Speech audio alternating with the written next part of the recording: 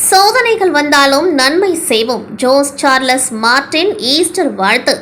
அன்பு, மன்னிப்பு ஆகியவற்றை மட்டுமே போதித்தவரான இயேசு கிறிஸ்து சிலுவையில் அறையப்பட்ட 3வது நாளில் உயிர்த்தெழுந்த திருநாளான ஈஸ்டர் பண்டிகையை கொண்டாடும் உலகெங்கும் உள்ள கிறிஸ்தவ சொந்தங்கள் அனைவருக்கும் உள்ளமார்ந்த வாழ்த்துக்களை தெரிவித்துக் கொள்கின்றேன்.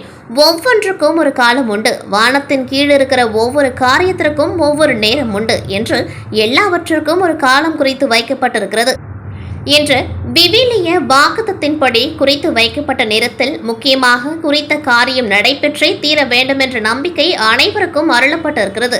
அதன்படி அனைத்து மக்களுக்கும் அனைத்து நன்மைகளும் நடக்க வேண்டிய நேரத்தில் நிச்சயமாக நடந்தே தீரும் என்பது உறுதி.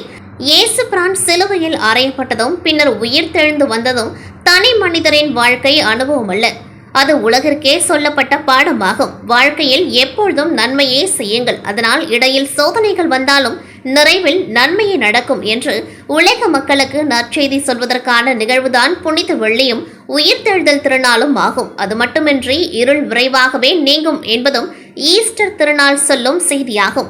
இதை மனதில் நிறுத்தி செயல்பட புதுச்சேரி மக்கள் அனைவருக்கும் மீண்டும் ஈஸ்டர் தின நல்வாழ்த்துக்களை தெரிவித்துக் கொள்கின்றேன் என ஜோஸ் சார்லஸ் மார்ட்டின் தெரிவித்துள்ளார்.